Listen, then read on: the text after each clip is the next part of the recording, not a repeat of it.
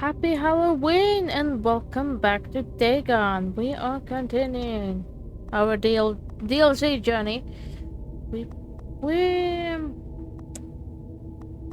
we played a cute little game based on a story that Lovecraft wrote when we were 7. Thankfully, it wasn't a spooky story, but anyway, we are going to go to the railway. Okay, we're gonna go back to the spooky stuff.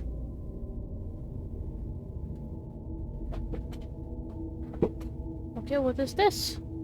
This is not an official Lovecraft story, even though it may sound familiar to some of you. It's an excerpt.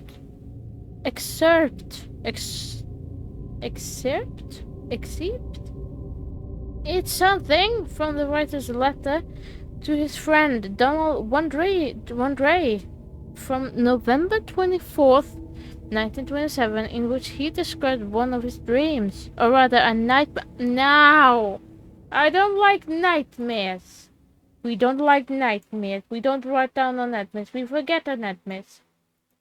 We're not supposed to remember our nightmares. We're supposed to forget them. Okay. I guess we just have to start. My dreams occasionally approached the fantastical in character, though falling somewhat short of coherence. Okay. One scene is especially stamped upon my recollection. Okay. That Shit. of a dank, fetid, reed-choked marsh under a gray autumn sky. Okay.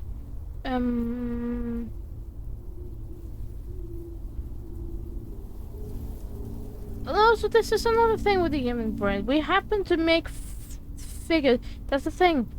Our human brain.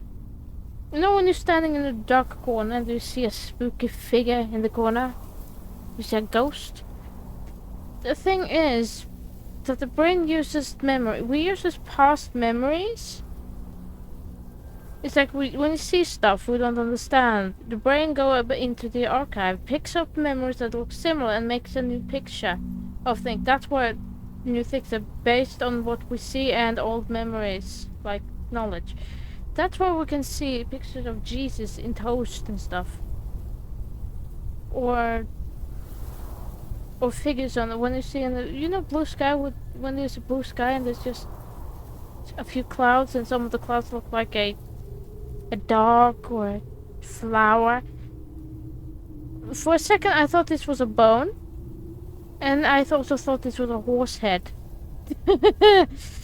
Anyway, yeah. I know the game rules by now. Okay. Oh, look at that. Dreams and letters. In letters to his friend Donald Wandrei, Lovecraft described two of his dreams. After the writer's death, they were sold to the publisher to the Scientist Naps Bizarre magazine and published in the form of short stories. The first one, titled The Very Old Folk, tells the story of one of the province of the Roman Republic and mysterious mountain inhabiting performing terrible rituals. The second one was titled The Thing on the Moonlight and was published in January 1941. Publisher added a fabricated beginning and an ending to it, in which Lovecraft, unable to free himself from the nightmare, mentally contracts a stranger.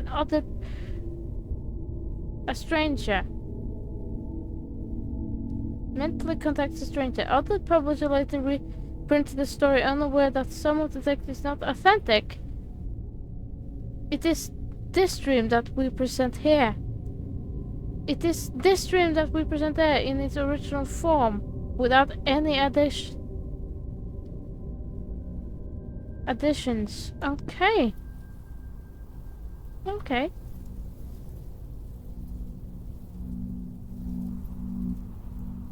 Ah, okay, I can't see any more trivia stuff. Let's continue. With a rugged cliff of lichen-crusted stone rising to the north. Yeah.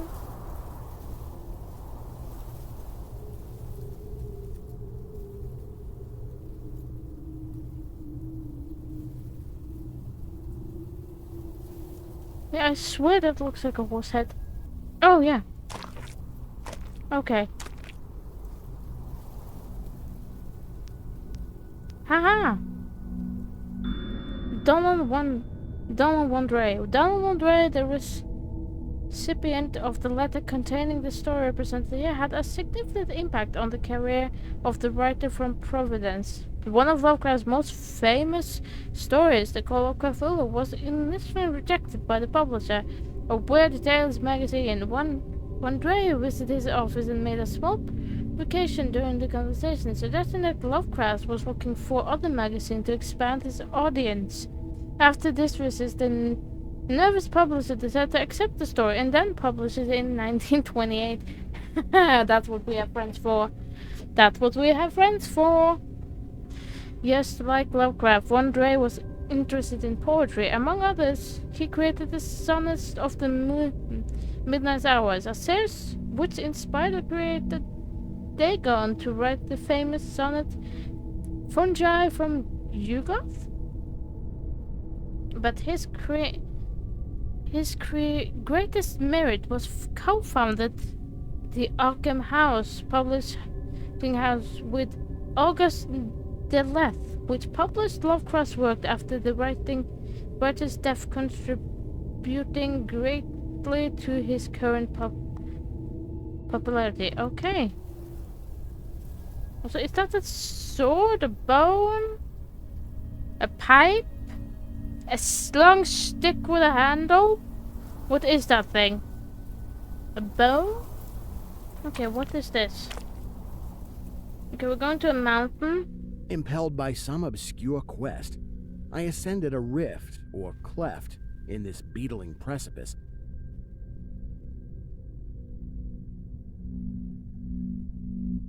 Is this so? This is not the same reader as the one in the main game. Is this supposed to be? Are they played DLC? Are they played out through the age like we played? We listened to kind of a young, like a 7-year-old Lovecraft. Are we now in a 20-year-old Lovecraft or something? I don't know.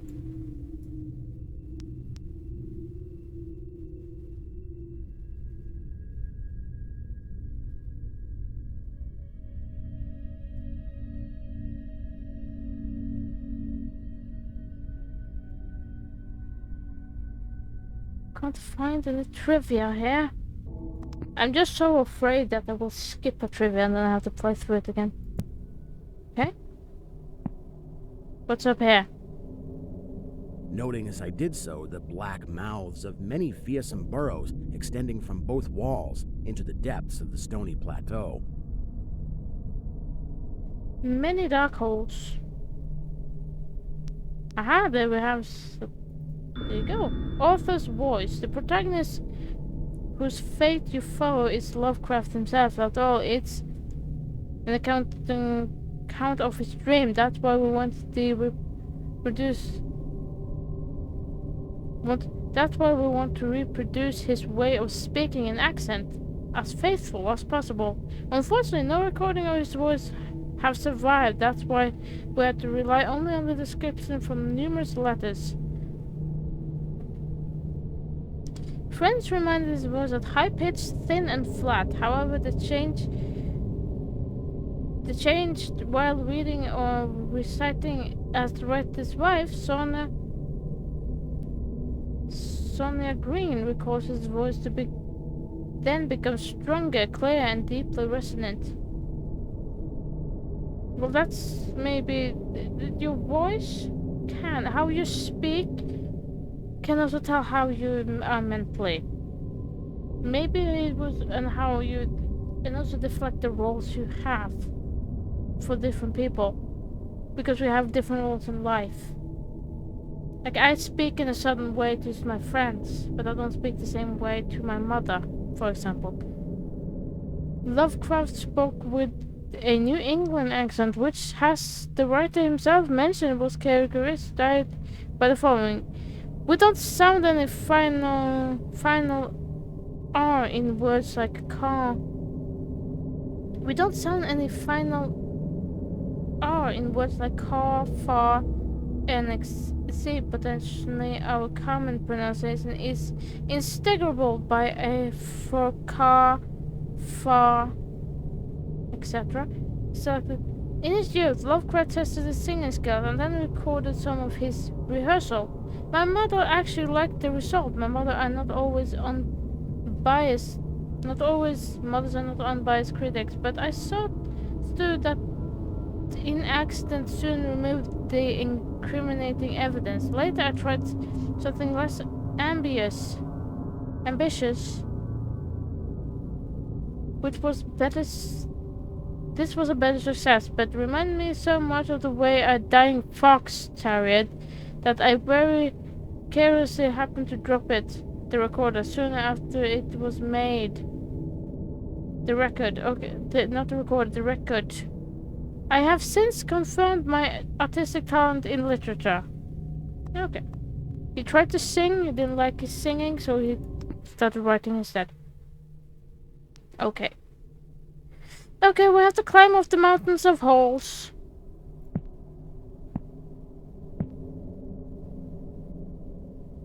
At several points, the passage was roofed over by the choking of the upper parts of the narrow fissure. These places being exceedingly dark and forbidding the perception of such burrows as may have existed there. In one such dark space, I felt conscious of a singular accession of fret. Ooh, what the heck is going on? Are we in water now? The whole place is wiggly, wiggly, wiggly. As if some subtle and bodiless emanation from the abyss were engulfing my spirit. But the blackness was too great for me to perceive the source of my alarm. Okay. Always wiggly, wiggly, wiggly. Let's get out of this wiggly, wiggly stuff. Oh, we're out of the wiggly. I emerged upon a tableland of moss-grown rock and scanty soil, lit up by a faint moonlight which had replaced the expiring orb of day. Okay. Casting my eyes about, I beheld no living object. Okay, there are no one here. But was sensible of a very peculiar stirring far below me, amongst the whispering rushes of the pestilential swamp I had lately quitted. Okay, there's someone behind us.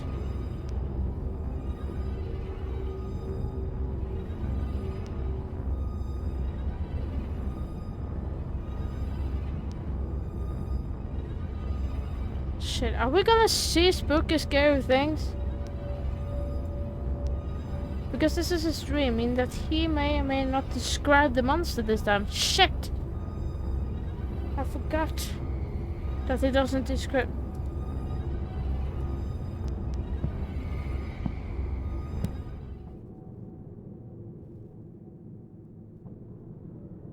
Haha, there it is. There is the trivia. Dreamlands. Dreams have often been an inspiration for Lovecraft. Dagon is a good example. Moreover, the writers often set the action of his stories in the dreamland, and a separate world filled with unique places, creatures, and legends. This informal dream cycle includes the stories written between 1918 and 1932, which is the Cats of Ultar, the doom that came to Sanath, Polaris, and the Silver Key. They show a slightly different side of the author of Call of Cthulhu and inspiration with the works of Lord Dunsay. The protagonist associated with the Dreamlands is Randolph Carter, known from, among others, one of Lovecraft's longest story, The Dream Quest of the Unknown Kadath. It tells the story of Carter's journey through the amazing lands in search of a wonderful city that appeared to him in his dreams. Is that a spooky story? I hope it's not a spooky story.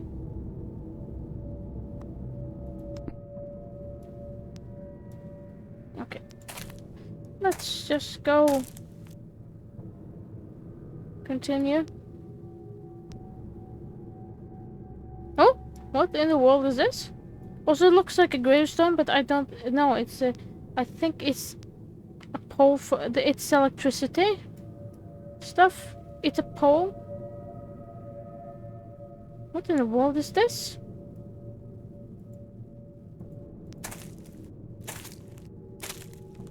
If you don't know what that thing was, please tell me. After walking for some distance, I encountered the rusty tracks of a street railway and the worm-eaten poles which still held the limp and sagging trolley wire.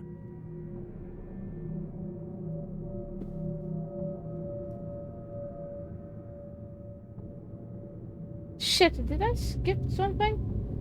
Ah, please tell me. Well, if I skip something, I will go back to it.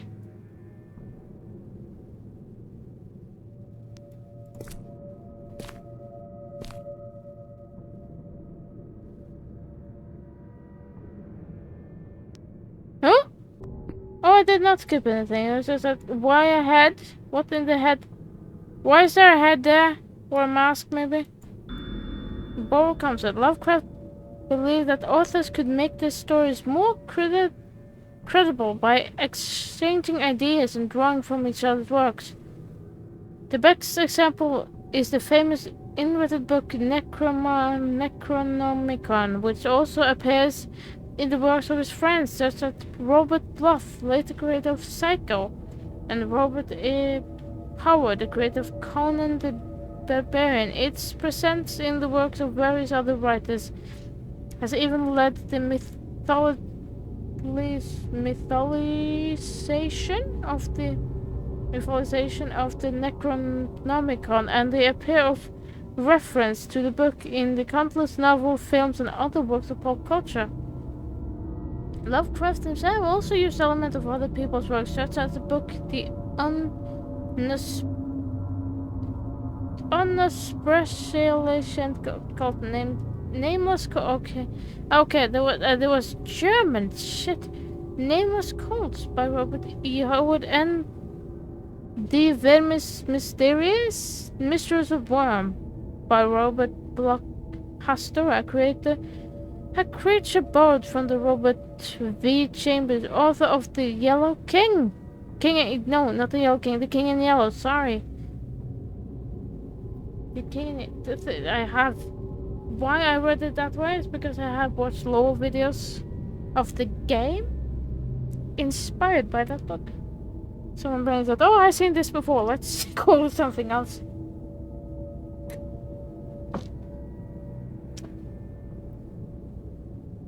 It was inspired by Ambrose Bierce? I can't pronounce words, I'm so sorry. I also used his Lands of Carcosa, which later appeared in the TV series True Detective. Satogua, a creature invented by Clark A. Smith. Lovecraft slightly changed his appearance and included in his stories. We want to follow the tradition and we wanted to follow this tradition, so we included three objects from 3 other games created and event. I wonder if you'll be able to recognize them. Okay. That's just a creepy mask. But let's continue. Following this line, I soon came upon a yellow vestibuled car numbered 1852 of a plain, double-trucked type common from 1900 to 1910.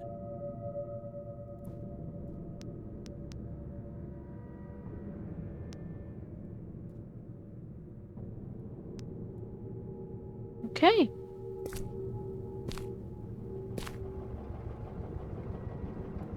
It was untenanted, but evidently ready to start. Okay. Well. The railway has always fascinated people. The mighty power of machines, the freedom of travel, plus distance, the romanticism of almost unrestricted exploration. Thousands of strangers passing each other every day, but also the desolate trains, the Since dreamlike journey through the night, fatal accident and dangerous strangers. No wonder that this topic attracted horror and fantasy writers. From Charles Dickens' The Signal Man through the Robert Bloch's award-winning The Hellbound Train to Clive Barker's The Midnight Meat Train. It's also impossible not to mention the most important Polish word fiction writer Stefan Grabinski, which most famously collections of stories, The Motion Demon, is dedicated to the railway. We will be able to get acquainted with his work through our next game. And by the way, the steam locomotive was first used to transport passengers in 1925. I wonder if that was anything. I wonder if it has anything to do with the number dreamt by Lovecraft. Okay. I guess we have to go to the train then. The trolley being on the wire and the air brake pump now and then throbbing beneath the floor. But there's no guy driving it? Are we supposed to drive it?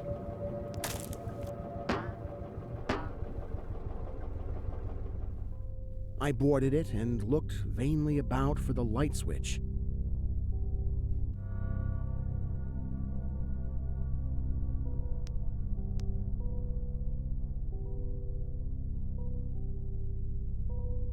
Noting as I did so the absence of controller handle, which implied the brief absence of the motorman.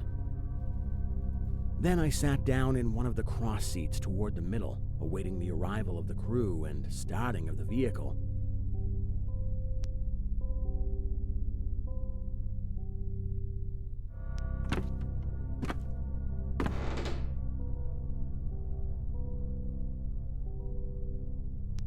Oh, do I have a trivia thing? The visit.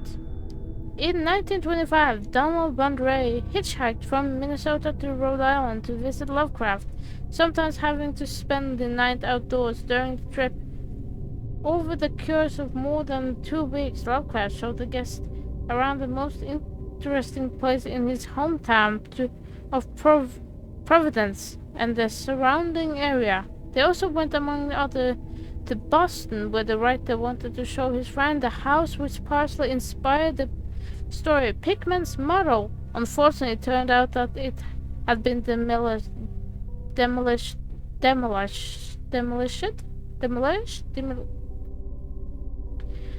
However, the truly chilling literature event occurred later when another Lovecraft's friend, James F. Morton, arrived. The three of them went to the store of Borden, where they took part in an ice cream eating contest. Each of them tried so many as 28 types. And Lovecraft himself admitted that he ate about 2.5 liters of the delicacy. A statement described where their feet was framed and hung on the wall of stores. Wow. Okay.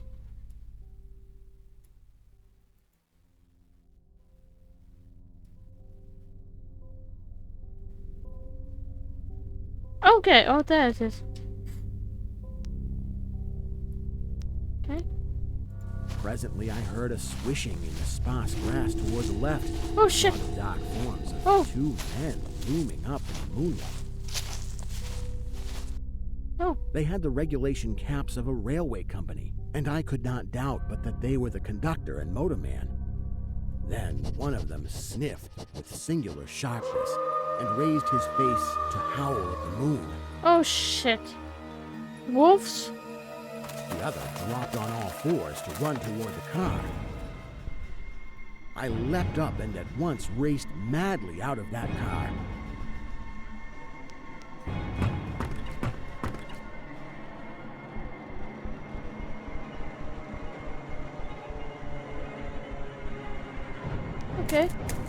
Shit, are werewolves now?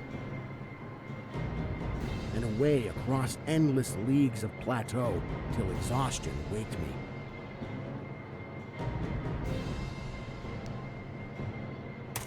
Okay, I have to... Doing this not because the conductor had dropped on all fours, but because the face of the motorman was a mere white cone, tapering to one blood-red tentacle. Wow. Okay, I thought...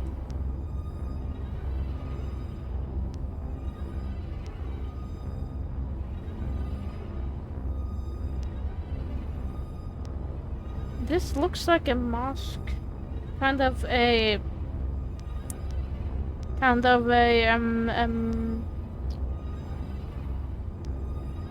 plague mask? Reminds me of? Kind of like a doctor one, but I don't think that is. I think I'm more of a... Inspiration. A man with a tentacle covering his face is a strong and disturbing motive. You may recognize this image at This is how near I can't say the word. That name, a mysterious, powerful creature appearing in Lovecraft stories, was portrayed in the role-playing game Call of Cthulhu. A creature with a bloody tentacle hovering at the moon, howling at the moon, became the most frequently description form on the name I cannot pronounce, although it's not how Lovecraft described it. The present story always became the inspiration of the erotic cabaret novel Trolley number 1852 by Edward Lee.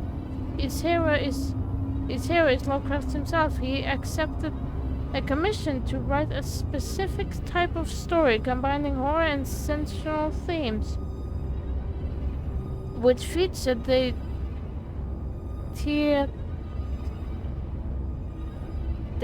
titular trolley and its terrifying motorman. Okay, and I think that was the last trivia. Oh shit! What is gonna do? Oh. Okay. Phew. That was fucking creepy. I'm sorry for swearing. That was creepy. Ooh. Ooh, give me chills. Octopuses are not supposed to howl. Humans are not supposed to have tentacles on their noses. Yes, we did it. And I see the time is up. So I have to end this video here. Okay, we have one more. We have one more DLC. And then I have to go through and collect the rest of the trivia stuff. And then the game is over. This was... Oh, tentacle. The tentacle man was creepy. The tentacle man was really creepy. Anyway, if you like what you saw, please give me a like and a comment. Also, don't forget to subscribe and click the bell to get notified for whenever I post. I hope you had a lovely day and also a great Halloween. See you in the next one. Bye bye. Oh, nasty thing. Yuck.